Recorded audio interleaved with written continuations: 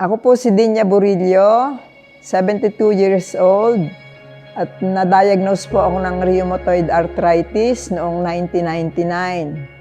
So, matagal na po akong naka-steroid, plus yung isa po dun sa aking mga iniinom na gamot, yung methotrexate, para pong chemo drug yun. Ang epekto ay yung hirap kang makatulog. Ang epekto po naman sa akin ng steroid ay na pagiging dry ng balat, tapos yung parang nagagato yung mga buto. At pati po yung aking luha.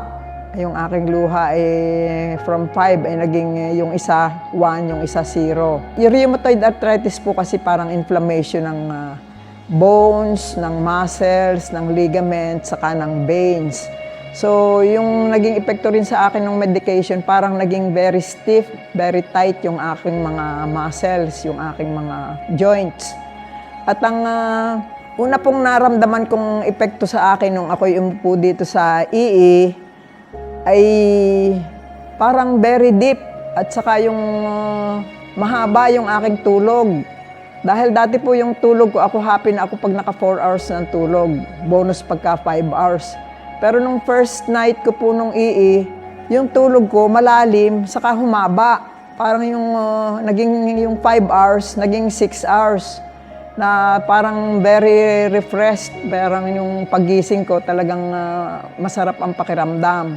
Tapos nung pangalawa po namang session, ang aking napansin, ay yung parang yung aking balat na yun nga, dahil ang pakiramdam ko nga yung aking balat very dry, dahil nga doon sa epekto ng aking medication doon sa rheumatoid arthritis, ay ang naramdaman ko yung parang balat ko, parang yung nagamit ka ng honey, parang yung madulas. Parang madulas siya, parang supple, yung parang maganda ang pakiramdam ko doon sa aking balat. Upo, yun, yung sa aking pagtulog, nanaginip na ako, na for the longest time, talagang hindi ako nananaginip sa pagtulog dahil ang aming bahay, tabi ng karsada, maingay. Ay talagang masarap yung tulog. So yun ang talagang naramdaman ko na epekto sa akin, yung quality ng sleep. Mas malalim, mas mahaba.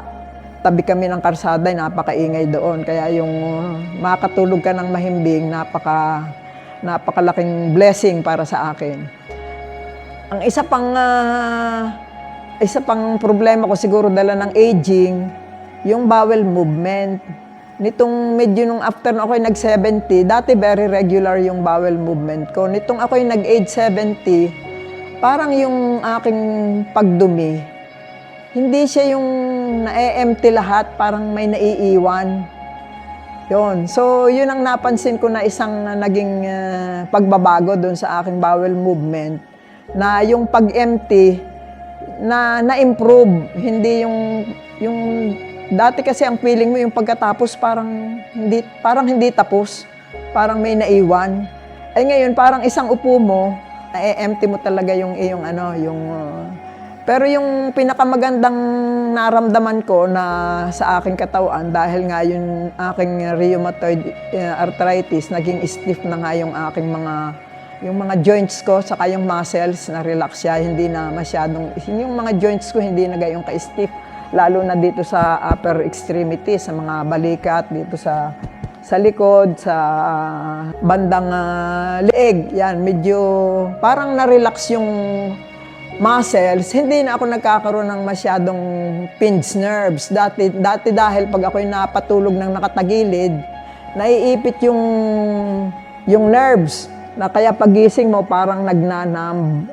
Ngayon, parang kahit ako'y tumagilid ng matagal, dahil hindi talaga ako nakakatulog ng nakatagilid, gawa ng aking problema sa aking cervical spine. Pero para makakuha ako ng antok, natagilid ako. Pero dahil nga nitong yung naupo na ako dito sa EE, naramdaman ko kahit matagal akong nakatagilid, hindi na siya nawawala ng pakiramdam, hindi nagkakaroon ng parang pins and needles na pakiramdam. So dahil siguro yun doon sa relaxation ng nerves, na doon naging benefit sa akin itong EE. So yun ang parang pinakamaganda kong naramdaman, yung paggaan ng aking pakiramdam. Parang naging very light yung, hindi nawala yung stiffness. parang na-relax yung muscles ko, na yung aking joints ay parang hindi na gayong ka-stiff. So, salamat sa blessing ng energy enhancement system at medyo sa aking senior years ay medyo gumaganda yung quality ng aking kalusugan kahit nga ako may dinadalang autoimmune disorder, which is itong ang rheumatoid arthritis. So, salamat po. At sana nga ay mas marami pang makinabang sa wellness program na ito.